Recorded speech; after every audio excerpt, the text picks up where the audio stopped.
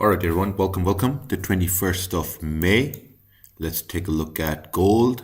Gold is retracing, 15-minute time frame. Looks like we came down on gold to retest this 4-hour support. No problem. Sometimes when you take a look at these big moves, you're like, oh, I missed this move down, whatever. But it's okay. No problem. Let's do some analysis here. Let's do some sick analysis here. So basically, we had a support here previously, 2407. We rejected it. Price came down, rejected it. Price came down, rejected it. Awesome. Now, before we came down here, we had another support right over here around 2426, right here. And then we also had a resistance up at this point.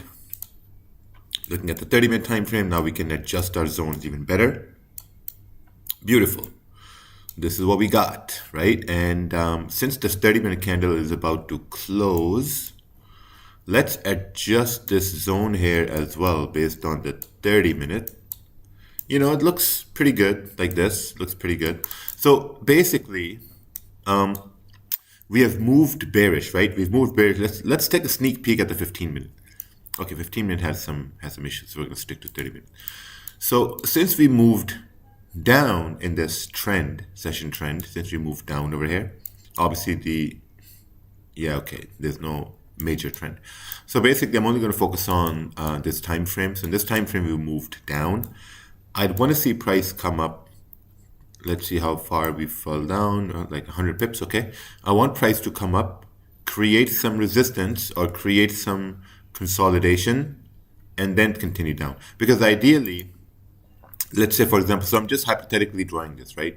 So ideally, if price comes up and we start to consolidate, like create a resistance, if we can break resistance, then we can have a counter trend, price to move up. Because in this, we consolidated and we broke down to continue down. I want price to consolidate or create resistance, break resistance for counter trend to go up, or respect resistance for trend to come down. That's all what I'm looking at. So pretty easy analysis.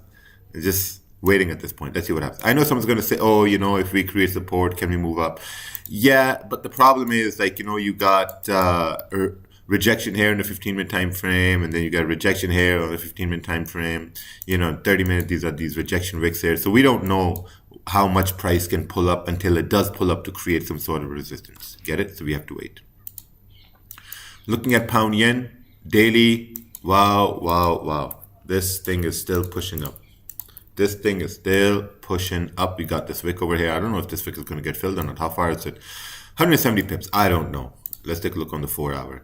4-hour time frame is pushing up slowly but surely. I feel bad for people who are in pound yen sells. Super sad situation. Let's take a look to the left. Oh, left-hand side is a big wick over here as well. This is that same wick. So maybe this is something that we can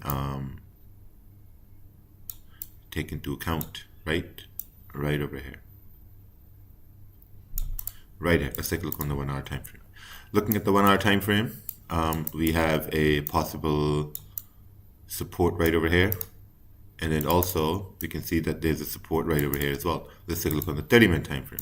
The spreads are pretty high at this point because there's low volume. Let's take a look at gold here. Gold spreads are also 1.4. They should get pretty normalized as the volume starts to kick in. But looking at support right here, we got support and we got resistance on the 30-minute time frame. So ideally, we are just consolidating. That's basically what's happening. We are consolidating.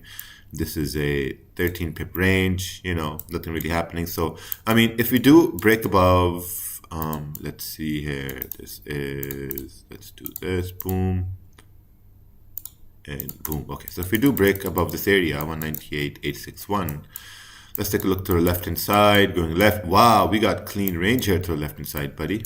Look at that on the 30-minute time frame. So let's bring this zone down over here. This is probably going to be a target. If price does continue to push up, that could be our target, right? See how nicely now we've drawn our target way up over there, which is 75 pips away. With volume, I think we can get to that point.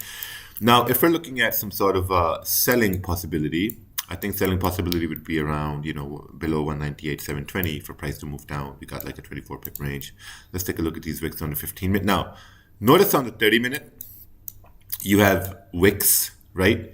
And on the 15-minute, you have sort of like a market structure. So how do you decide what to look at?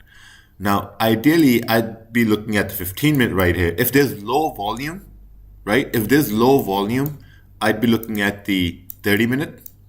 And the way you can tell that there's low volume or high volume is if the candle and where the spread gets tightened up a little bit, and you have bigger candles forming. So if we're looking at the 30-minute and there's like, low volume, if the candle closes below 198,720, then you can only look at the 30-minute for confirmation to go down. But if there's high volume, if 15-minute candle starts to get very, very volatile, then you're looking at the 15-minute. I know it's kind of confusing just a little bit, but with experience, the more time you just see it, you get like a better understanding. So in the 15-minute, I'd be looking at price to break below 198,666. But to be safe, I'd say just look for price to break below 198,640, which is the 30-minute wicks right over here. So see if we can continue to push down. This is like a 17, 18. Yeah, it's very tough, man. They're not enough ranges. The only good trade I see on pound yen is going to be buys. Buys are easier to get. Sells got a little bit of a problem. So let's see how the market structure sets up. Take care. And today especially, be safe.